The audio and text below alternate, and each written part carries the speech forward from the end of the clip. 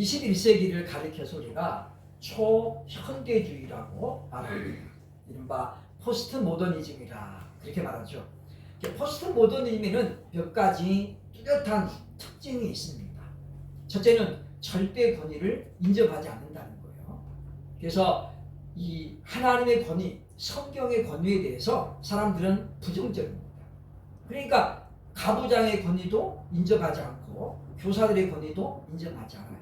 그래서 군사부 일체는 그야말로 옛날에 교과서에 나오는 이야기지 요즘 현대인들하고는 별로 상관이 없어요. 그렇죠? 이게 포스트 모더니즘의 첫 번째 특징이고, 또 하나는 요즘 사람들은 옳고 그름을 따지지 않습니다. 그냥 무조건 내가 좋아하면 무조건 좋아하는 거예요. 그 사람이 나쁜 짓을 해도 다 이해하는 거죠. 그러니까 그게 이제 또 하나의 특징이고, 세 번째는 사명의식이 결여되고 있다는 거죠. 요즘 지금 의사들 사태들 보시면 결국은 답은 뭐냐면 사명의식이 결여되어 있다. 그러니까 환자를 위해서 의사가 존재하는 거냐, 의사를 위해서 환자가 존재하는 거냐, 지금 이런 문제잖아요. 그죠? 근데 중요한 거는 환자를 위해서 의사가 존재하는 거죠. 근데 저 사람들은 딴 생각하는 거죠. 우리를 위해서 환자가 존재하는 거라고 생각하는 거예요. 그러니까 환자들을 다 팽개치고 지금 나가는 거잖아요. 그러니까 이게 보면 이 우선순위의 문제지만은 사명감이 결여되어 있다라고 합니다. 요즘 한국교회도 지금 부교육자 문제가 심각해지고 있다라는 거죠. 부교육자 구하기가 지금 되게 어려워졌어요. 그죠? 왜냐하면 결국 그것도 결국은 이제 사명의식이거든요. 그죠?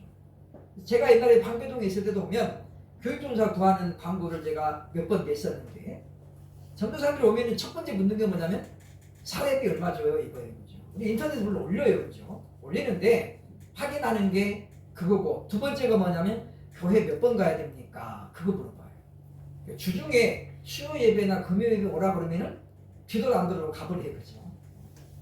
그러니까 저희 때만 하더라도 그런 거 전혀 없었죠. 감히 사례비를 물어본다는 거는 불경하고 불경한 거. 그냥 주는 대로 받는 거지. 어디 가서 뭐 얼마 사례비 얼마 줘요? 물어볼 수가 없었던 건데, 물론 그것이 좋다는 건 아니에요. 그죠? 어떻게 보면 저희 때만 하더라도 굉장히 순진했기 때문에. 그러니까 제 친구 목사 하나가 저하고 동갑인데 사랑동에서 이제 교육전도를 있었는데, 어떻게 하다 보니까 밥을 다 먹고 나서 들어간 거예요. 그러니까 밥을 이렇게 다 먹는데 늦게 들어가니까, 밥을 먹고 지금 치운데 들어가니까 집사님들이 그냥 그 빈 그릇만 치고 가요. 거기만 들어가서 쓱 닦고는 밥을 거기다 국하고 갖다 주래요. 그죠? 보니까 반찬을 다 먹다 말아가지고 반찬이 몇 개 없는 거예요. 그러니까 이분이 그랬더니 이 상 다시 세려고.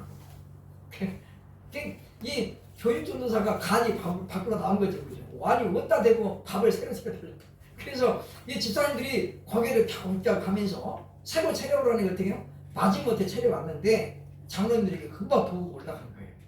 아니 우리 전사님이 밥을 이렇게 새로 차려오라 해서 그랬다. 아니 자기 집도 아닌데.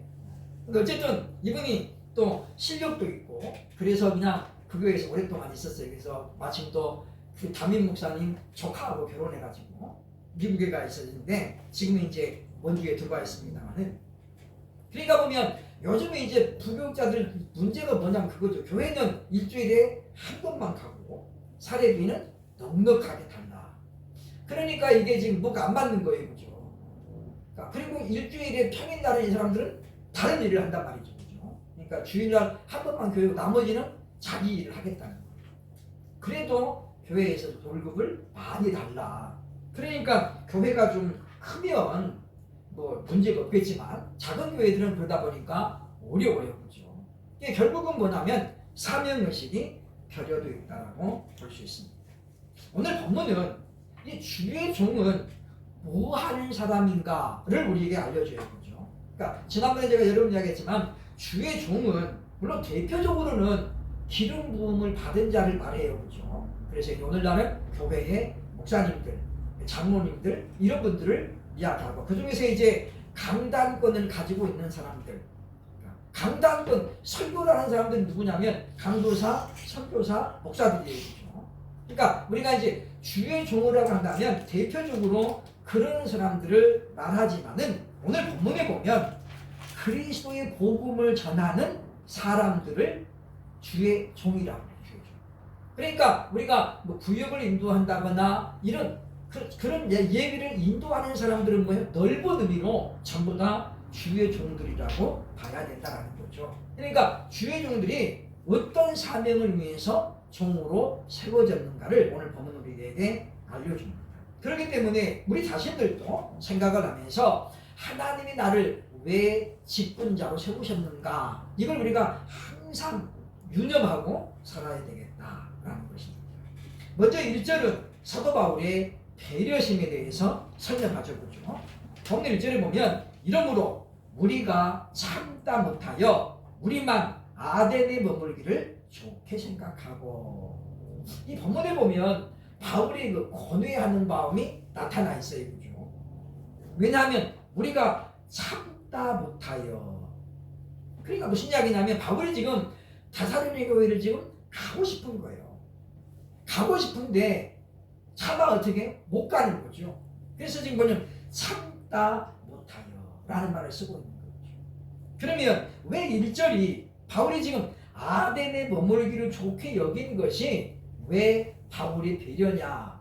우리가 바울이 다사로니가에서 왜 쫓겨났는가를 보면은 답이 나와요. 그죠? 사도 바울은 그 일행들은 바로 다사로니가 지역에서 스스로 나간 게 아니라 추방된 거예요. 추방된 거예요. 그래서 보면 사도행전 17장 5절 보겠습니다. 자, 읽어봅니다. 시작. 그러나 유대인들은 시기하여 저자의 어떤 불량한 사람들을 데리고 때를 지어 성을 소동하게 하여 야손의 집에 침입하여 그들을 백성에게 끌어내려고 찾았으나, 지금 다사로니가 지역에서 사도 바울이 예수 그리스도를 전하는 복음을 듣고 예루살렘에서부터 쫓아온 자도 있어요. 그죠? 그러니까 1차 전도여행 때는 그런 게 없었지만 두 번째 전도여행 때는 예루살렘에서 온 유대인들이 바울과 일행을 자꾸 지금 이간질 시켰어요. 저 사람들은 사도가 아니다. 그러면서 이간질을 시켜가지고 다사로니가 지역에 있는 귀부인들, 유력한 자들을 선동해가지고 그들이 지금 어떻게 지금 바울을 잡으려고 쳐다가 짜는 거죠. 근데 야손의 집에 침입해서 그들이 누구냐면 바울과 일행들인 거죠. 그들을 백성에 끌어내려고 찾았으나 이미 바울이 어떻게 피신한 거예요. 그러니까 바울이 그래가지고 어디로 가요? 지금 그 옆에 마을 베레아로 도망갔거든요.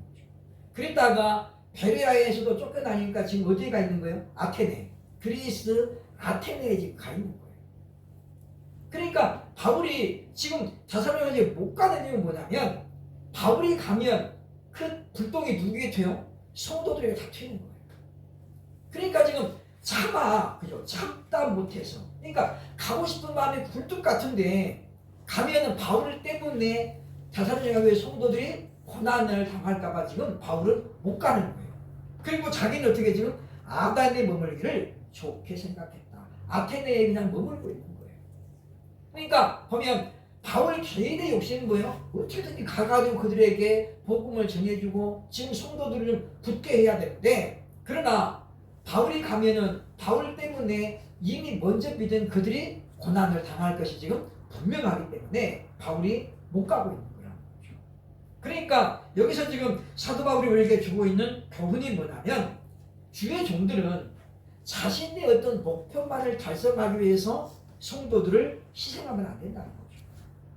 너무 그렇다고 해서 성도들이 그냥 아무것도 안 시키는 것도 좋은 지도자는 아니에요. 그렇죠? 왜냐하면 예수님께서 베드로에게 그랬죠. 내 어린 양을 먹이라. 오전에 말씀드렸지만 어린 양은 1년 미만 된 아직은 뭐예요? 새끼 양들이에요. 그들은 뭐예요? 잘 먹여야 돼요. 마치 우리가 어린아이 같으면 어떻게 해요? 잘 먹여야죠. 그죠? 걔네들 보고 막 야 운동하자 그러면 안 돼요. 그죠? 걔는 그냥 애는 먹고 자고 그러는 거예요. 그죠? 그 양육기가 필요해요. 예수님 뭐라고 그래요? 내 양을 치라. 이 치라는 게 치라는 게 이게 뭐예요? 훈련이에요. 훈련. 그러니까 잘 먹이고 놔두면 안 돼요. 그죠? 그게 훈련을 시켜야 돼요. 적당하게 운동도 시켜주고 훈련도 시켜주고, 그래서 이게 주인 말을 잘 듣게 만들어야죠. 그죠? 그래야 이게 훈련을 해야만이 발육이 되고 건강한 몸을 갖게 되는 거예요. 예수님 세 번째 뭐라고 그래요? 내 양을 먹이라. 그러니까 어린 양을 잘 먹여서 일단은 그 성장을 잘 시키고 그 다음에 양을 훈련하고 먹여서 그래서 뭐예요? 양육을 시키는 거죠. 그래야 이 건강한 양들이 새끼를 낳고 생산력을 높인 거예요. 그죠? 그러니까 보면 오늘 본문에 보면 바울이 지금 그 이야기를 하는 거예요. 그러니까 이 목회자가 어떤 목표를 세우고 너무 일방적으로 성도들을 몰아붙이는 것도 좋지는 않다. 그러니까 스파르타식 교육, 그 교회에서는 그렇게 장려할 만한 것은 아니다라는 거예요. 그죠? 그러니까 적당한, 물론 그 적당하라는 기준이 좀 애매한데, 그러니까 성도들을 너무 편안하게 해줘도 문제가 있고, 성도들을 너무 달달 볶아도 문제가 있는 거예요. 그죠? 그래서 그 어떤 중간에 찾아야 됩니다. 어떤 성도들이 나태해지는 것은 절대 막아야 된다는 거죠. 어쨌든 그러나 바울은 어떻습니까? 지금은 좀 움츠려야 될 때라는 거예요. 다사냐가 지금 계속해서 기독교에 대한 핍박이 있으니까 안으로는 유대인들의 핍박, 밖으로는 로마인들의 핍박이 지금 있으니까 이때는 바울이 데살로니가에 안 가는 것이 그들을 조금 좀 도와주는 것이라고 생각을 했다라는 거예요. 그래서 주의 종은 성도들을 배려하는 그런 마음을 가져야 되는데 바울은 어떤 마음에 지금 유모와 같은 마음이죠. 유모와 같은 심정으로 교회를 돌보기 때문에 지금은 저들을 좀 안전하게 하는 것이 유익하고 판단했다는 거죠. 그러면서 이제 본격적으로 주의 종의 사명을 말씀하고 있는데 2절 보면 디모데를 파송합니다. 그러면서 디모데를 이렇게 지금 설명하죠. 우리 형제 곧 그리스도의 복음을 전하는 하나님의 일꾼이다. 여기 지금 이제 보면 세 가지 말 나와요. 그죠? 형제, 복음 전하는 하나님의 일꾼. 똑같은 동의어예요. 그죠? 그러니까 바울의 형제는 누구냐? 복음을 전하는 자예요. 그 사람이 누구라는 거예요? 하나님의 일꾼이라는 거죠. 그러니까 오늘날 하나님의 일꾼은 하나님의 일에 전념하는 사람이에요. 그러니까 부업으로 일주일에 6일은 다른 일하고 하루만 하나님 복음 전하는 사람은 이거는 번역에 지금 바뀐 거예요. 그죠? 번역은 6일이고 하루가 부업이요. 부업. 그러니까 이런 식으로 생각하는 교육자들이 지금 많아지고 있다는 거잖아요. 그러니까 일주일 내내 도배하고 장판 깔고 이런 일을 하다가 주일날 와가지고 예배를 드리는 이중직을 가지고 있는 목회자들이 지금 늘어나고 있어요. 그죠? 결국은 이제 경제력 때문이죠. 그죠? 노후 대책이라든가 자녀들 문제. 그런데 우리가 이건 뭐냐면 하나님의 절대 주권에 대한 믿음이 약해지기 때문에 발생되고 있는 거예요. 그러니까 옛날 사람들은 그랬잖아요. 그죠? 주면 먹고 안 주면 금식하고. 요즘은 그렇게 하면은 그 부교육자들이 다 실망한다는 거잖아요. 그러니까 이제 그런 부분이에요. 그죠? 담임 목사님이 너무 일방적으로 믿음만 강조하니까 요즘 젊은 분들은 그거를 받아들이기가 힘든 거예요. 믿음은 믿음이고 현실은 현실인데 옛날 사람들은 그거를 묶어서 생각하거든요. 그죠? 근데 성경은 뭐가 우선입니까? 묶어지는 거예요. 신앙과 생활이 일치가 안 되면 그게 뭡니까? 이원론적인 신앙이 되는 거예요. 그러니까 예배당 안에서는 다 믿음이 좋고 거룩해 보이는데 밖에 나가면 전혀 아닌 사람들이 자꾸 늘어나고 있다는 거죠. 그러니까 연예인들도 우리가 그런 것들을 가끔씩 봅니다만은 그런 일들이 자꾸 이게 불거지잖아요. 그죠? 그러니까 우리가 그런 걸 보면 믿음이 우리 가진 신앙이 생활에서 증명되지 않으면 그건 가짜라는 거예요. 그러니까 우리가 신앙과 신학을 분리시키면 안 돼요. 그죠? 신앙과 신학은 하나고요, 하나. 근데 사람들이 자꾸 신앙과 신학을 분리시키죠. 그러니까 믿는 것과 아는 것을 띄어놔야 되죠. 그러니까 자꾸 문제가 생기는 거예요. 우리는 아는 것과 믿는 것이 하나 돼야 돼요. 우리는 아는 것을 믿는 거고 믿는 것을 아는 거예요. 우리가. 그러니까 주님 말씀하죠. 보면 영생은 곧 하나님과 그의 보내신 자 예수 그리스도를 아는 것입니다. 근데 뭐요? 믿는 자라는 거죠. 영접하는 자 곧 그 이름을 믿는 자들에게는 하나님의 자녀가 되는 권세를 주셨습니다. 요한복음 1장 12절에 나오는 말씀은 결국 우리가 믿음으로 안다는 거죠. 믿음으로 안다. 그러니까 아는 게 먼저냐 믿는 게 먼저냐. 우리가 먼저 믿으니까 아는 거예요. 알고 믿겠다. 그건 뭐가 들어가는 거예요? 내 이성이 먼저 들어가는 거고, 믿음으로 아는 건 뭐예요? 성령님이 먼저고 그 다음에 내 이성이 나중에 들어가는 거예요. 그래서 우리가 성경에 나오는 말씀은 이성적으로는 도저히 이해 안 되지만 믿음으로 믿어지는 내용들이 많다는 거죠. 예수님의 부활도 그 중에 하나라고 할 수 있다는 것입니다. 지도자는 먼저 양들을 양육할 의무를 가진 사람이다라는 거죠. 그렇기 때문에 양들만 내버려두는 목자가 없는 공백 기간을 두면 안 된다는 거예요. 바울이 왜 디모데를 보냈습니까? 디모데는 아직 유대인들 세계에는 알려지지 않는 사람이에요. 바울은 너무 알려졌죠. 바울이 등장하면 저 사람은 예수 그리스도를 전하러 왔대. 이게 알려지지만 디모데는 아직 총각인데다가 활동이 없잖아요. 그러니까 몰라요. 그죠? 그래서 지금 디모데를 일꾼으로 보냈다라고 오늘 성경이 말씀하고 있습니다. 그래서 바울은 이제 자신을 대신해서 성도들을 양육할 자, 그러니까 훈련시키고 먹일 사람을 선택해서 바로 보냈다라는 거죠. 그러니까 양들이 성경에 보면 왜 이스라엘을 양이라고 했는가 몇 가지 이유가 나와요. 그죠? 양들은 뭐예요? 첫째는 방어 무기가 없어요. 염소는 방어용 무기가 있죠. 뿔들이. 양은 뿔이 없잖아요. 그죠? 이빨도 염소에 비해서 양들은 뭐예요? 이빨이 날카롭지 않습니다. 그러니까 방어용 무기가 없어요. 그러니까 양은 목자가 없으면 그냥 바로 그냥 죽는 거나 다름없어. 그러니까 목자가 항상 있어야 돼요. 예수님 탄생할 때에 왜 그 소식을 목자들이 제일 먼저 알았습니까? 목자들은 양들 주위에 앉아고 있어야 돼요. 그게 목자예요, 목자. 그러니까 주의 종은 항상 성도들 곁에 성도들을 이렇게 지켜보는 하나의 감찰하는 눈으로 존재해야 된다라는 거예요. 그래서 베드로전서 5장 3절에 이렇게 말합니다. 베드로전서 5장 3절 맨 밑에 시작 읽어봅니다. 시작. 맡은 자들에게 주장하는 자세를 하지 말고 양무리의 본이 되라. 그러니까 목사 안수 받을 때 이 말씀을 우리가 많이 권면으로 받아야 하죠. 양무리의 본이 되라. 그러니까 예수님이 교육했던 방법이죠, 그죠? 솔선수범. 먼저 본을 보여주고 할 수 있는 것만 요구하는 거예요.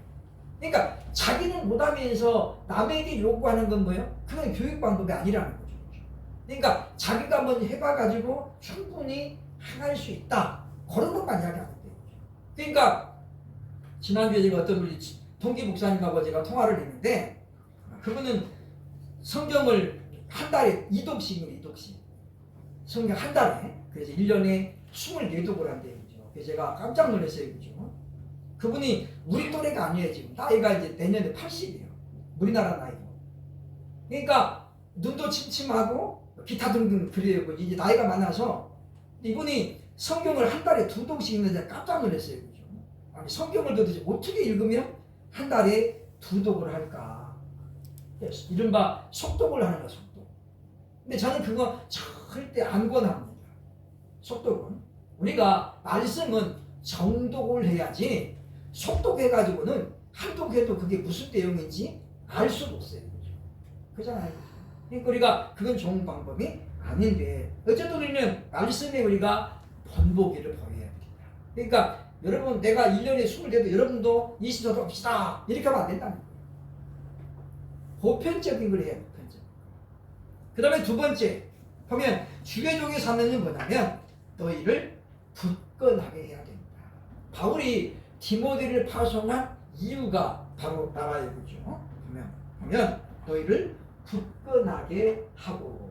그러니까 종이 가장 두 번째 자세는 뭐예요? 성도들을 굳건하게 하는 거예요. 보면 에이스, 토, 스테릭사이, 휘마스 그 말이죠. 그죠?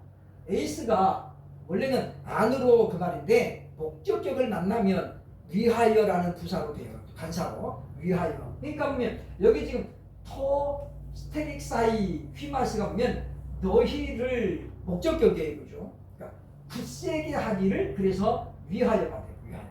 너희를 굳세게 하기를 위하여. 그러면 이 스테릭사이라는 말은 굳세게 하다라는 말인데 지금 무슨 뜻이냐면 못을 박듯 견고하게 하다 그 말이에요. 그러니까 못을 박아가지고 어떻게 안 흔들리죠, 그죠? 그것을 굳건하게 하다. 그래서 단단히 하다 그런 뜻인데 디모데가 지금 할 일이 뭐냐면 사사로니가 교회가 지금 지도자가 없잖아요, 그죠? 그러니까 지도자가 없으면 어떻게 돼요? 성도들이 흔들릴 수밖에 없어요. 방황하게 되죠. 그러니까 오늘날도 담임 목사가 없어지면 교회가 어떻게 해요? 성도들이 막 흩어지잖아요, 그죠? 왜? 양은 반드시 보호자가 있어야 돼요. 양은. 그래서 양은 방어용이 없지만 양들이 좀 미련하다고 하잖아요, 그죠? 이스라엘 백성들이 그래요, 그죠? 그러니까 보면 그래서 목자가 필요한데, 그러니까 지금 데살로니가 교회는 바울이 잠깐 있다가 없어졌잖아요. 그러다 보니까 어떻습니까? 환란이나 유혹에 흔들릴 수밖에 없습니다. 그러니까 그거를 방지하려고 지금 바울이 디모데를 보냈다는 거죠. 그래서 말씀에 굳게 서서 기도하며 인내해야 우리는 흔들리지 않아요. 그렇게 하도록 만드는 게 누구예요? 주의 종들의 사명이라는 거죠. 그러니까 우리가 교회의 직분자들은 아직 직분이 없는 사람들은 믿음이 약한 사람들이잖아요, 그렇죠? 신앙의 연조가 좀 짧은 분들이니까 그런 분들을 우리가 어떻게 해요? 자꾸 굳세게 우리 믿음을 굳세게 해야 돼요. 그래서 말씀으로 자꾸 위로해주고 함께 기도해주고 그래가지고 동요가 없도록 흔들림이 없도록 해야 된다라는 거죠, 그렇죠? 그래서 마지막에 되면 성도들은 자꾸 도전을 받아요. 그리고 동시에 뭘 받아요? 유혹을 받아요. 그러니까 우리가 시험에 들지 않게 하옵시고 예수님이 가르치신 주기도문에 나오는 대목이죠. 그러니까 우리가 시험에 들지 않도록 유혹에 들지 않도록 우리를 도와달라고 늘 기도해야 됩니다. 그래서 우리가 믿음이 연약한 형제를 보면 우리가 자꾸 우리가 다독거리고 그래야 됩니다. 세 번째 바로 위로하라고 보내었다라는 거죠. 2절 끝부분에 보면 너희 믿음에 대하여 위로함으로 디모데가 지금 가가지고 할 일이 뭐냐면 그들의 믿음에 대해서 위로하는 거예요. 제가 지난주에도 말씀드렸습니다만은 바울 시대에는 바울과 베드로의 복음의 핵심이 뭐였어요? 주님은 다시 오십니다 이랬어요.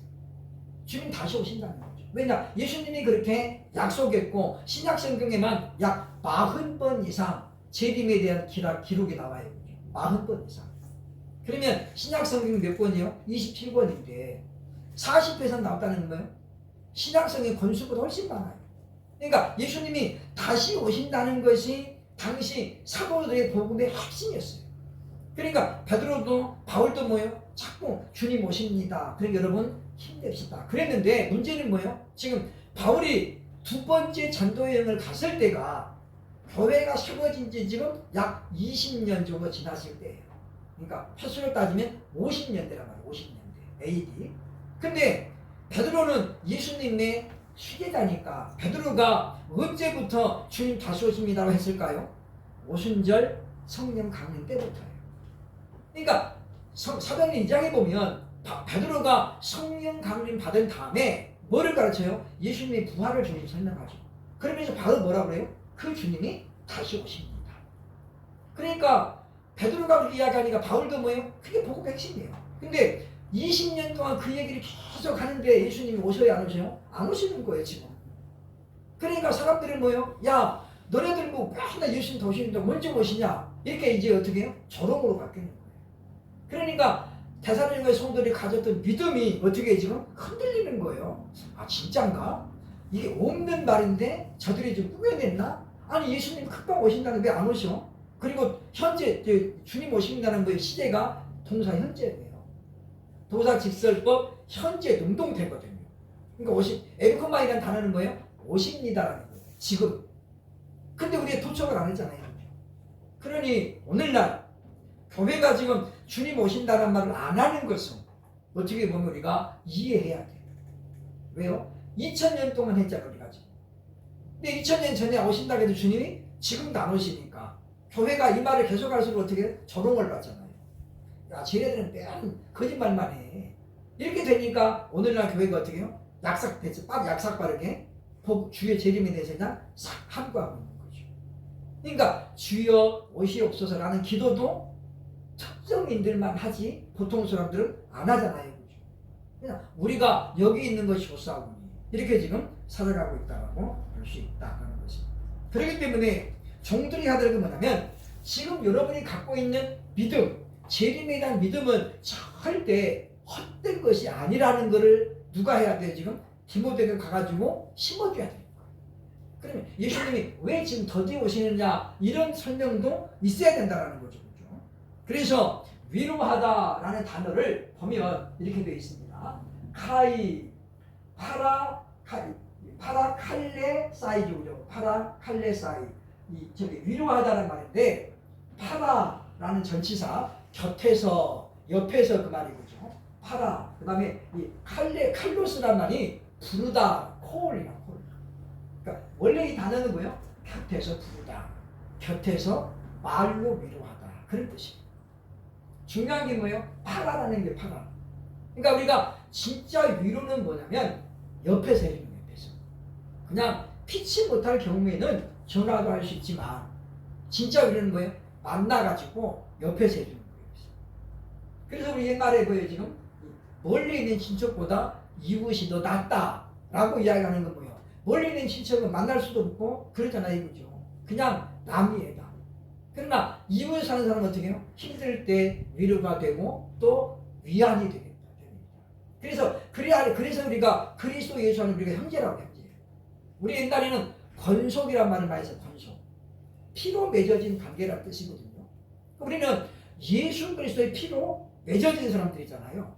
그리고 우리가 형제요 자매인데 우리가 가장 먼저 해야 될 게 뭐냐면 서로를 위로해가지고 그 믿음이 흔들리지 않도록 해야 된다라는 것입니다.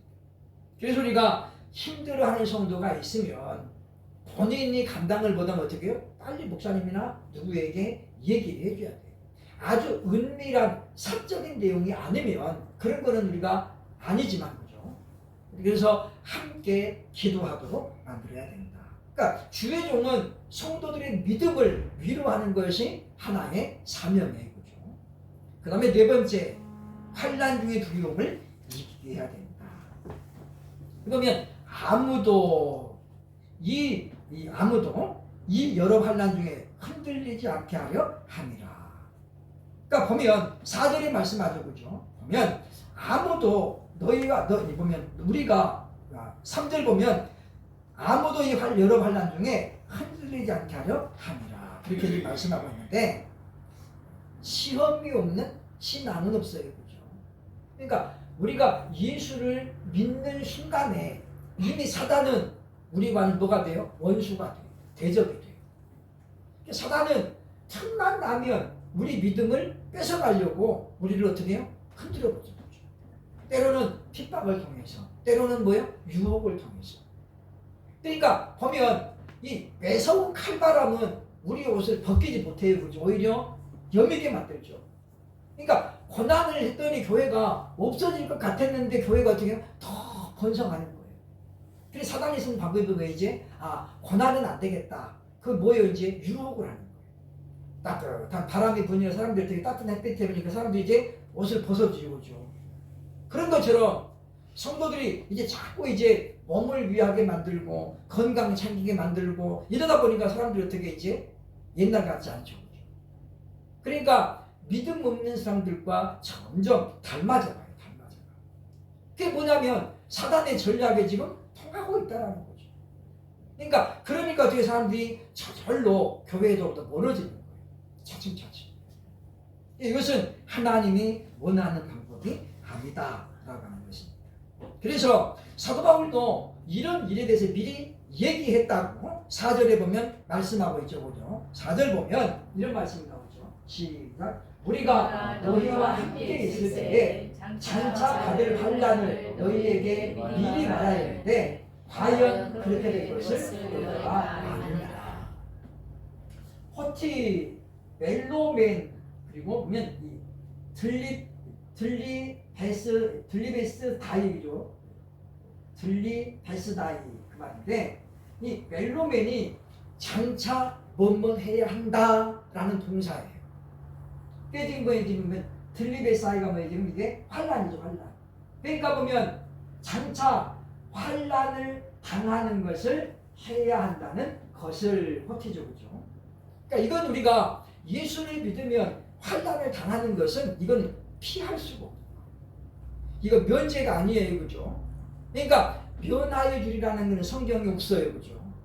그러니까 계시록에도 그런 말이 나오는데 너희가 10일 동안을 당하리라. 뭐 그리고 그 다음에 면하여 주니 근데 원어에 없는 말이에요, 그죠? 면하여 준다는 말은 성경에 없어요. 시편에도 그 말 나오죠, 그죠? 없어요, 그죠? 어쩌다 그것이 영어로 되면서 그게 삽입이 됐는데 원래 성경 원문에는 없는 말이에요. 그러니까 면제는 없어요, 성경에는. 그러니까 우리가 반드시 뭐 이기게 해주는 거예요, 하나님. 그러니까 우리가 환란을 당하는데 이건 피할 수 없는 거예요. 멜로맨 이거는 뭐예요? 이건 장차 해야 한다는 것이죠, 그죠? 예외가 없어요, 그죠? 성경에 보세요, 그죠? 시험과 환란을 안 당한 믿음의 위인이 있는가 보세요, 그죠?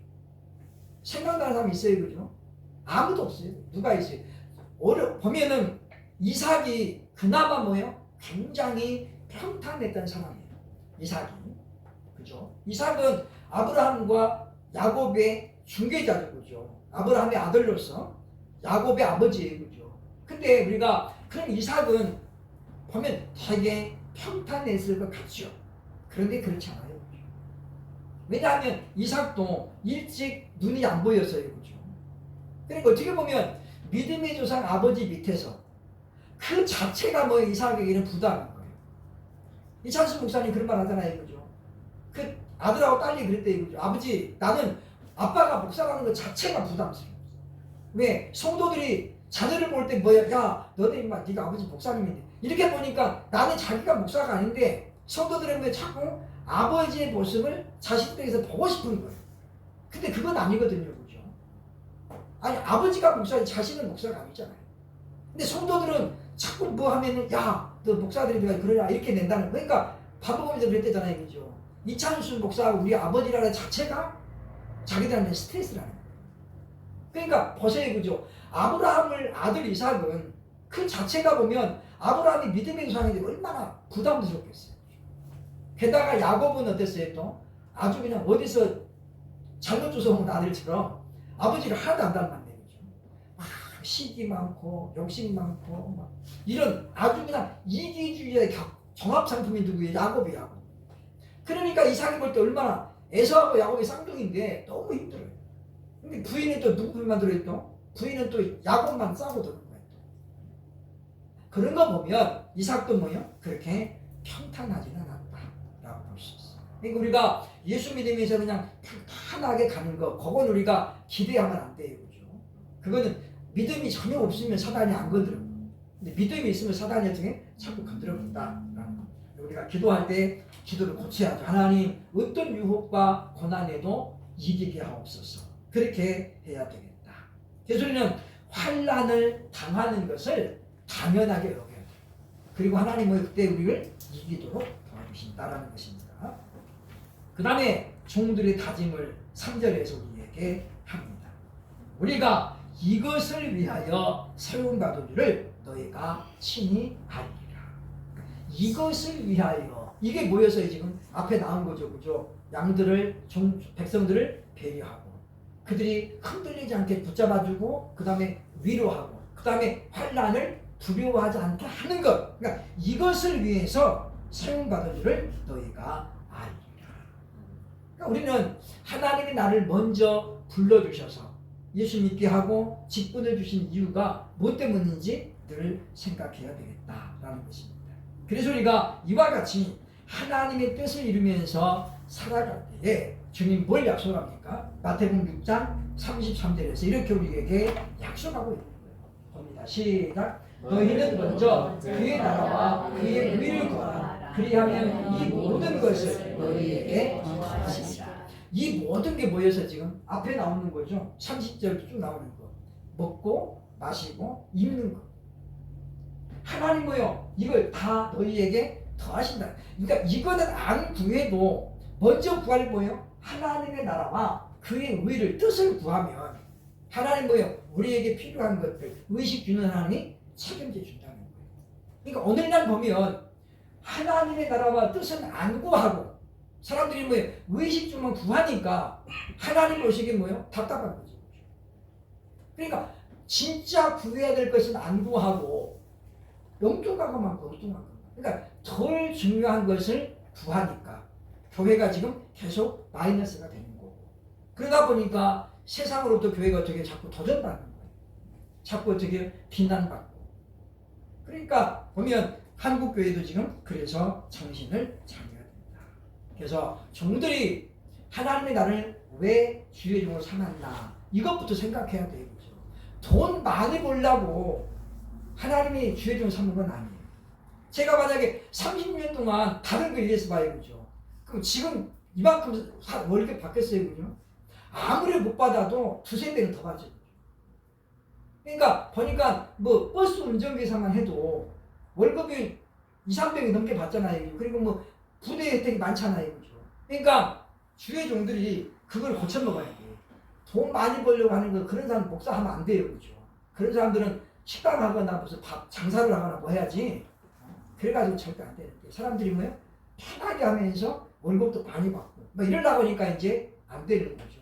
본질이 잘못된 거죠. 그러니까 베드로가 물고기를 많이 잡았는데 물고기를 버려두고 예수님을 따라가는 거예요. 그때부터 베드로는 뭐예요? 인간적으로 보면은 이제 뭐예요? 이 낙은 끝났고 뭐만 남아요? 고생만 남은 거예요. 그죠? 그냥 그 물고기 다 팔아가지고 자기 배도 하나 사고 그러면 인간적으로는 필 텐데 이 베드로는 그거 다 버려두고 네가 이제부터는 사람을 낚아야 돼. 그러니까 예수님한테 그 말 거기에 그냥 걸려가지고 어떻게 배 받으러가 돌아다니는 거지. 그죠? 그러면서 뭐예요? 고생을 시작하는 거예요. 그러니까 우리가 본질이 뭐냐, 우선순위가 뭐냐를 생각해야 돼. 우리가 그러는 가운데 우리는 하나님께서 우리를 책임져 주신다는 그 우리가 절대 주권에 대한 믿음이 있어야 돼요. 그러면 조금 덜 먹고 그죠. 그렇다고 해서 뭐 하루에 밥 4끼 5끼 먹어봐야 살밖에 더 쪄요. 그죠. 요즘은 현대인들 병 당뇨도 있습니다만 고지혈병 등등등 많아요. 그죠. 그러니까 우리가 돈 많이 번다고 해서 많이 먹는 거 아니에요. 그죠. 그러니까 우리가 그러면서 우리가 먼저 내가 구해야 될 것, 먼저 할 것이 뭔가를 늘 말씀 통해서 정립하면서 그래서 참으로 하나님의 일꾼답게 살아가는 저와 여러분 될 수 있기를 주의 이름으로 축원합니다. 네.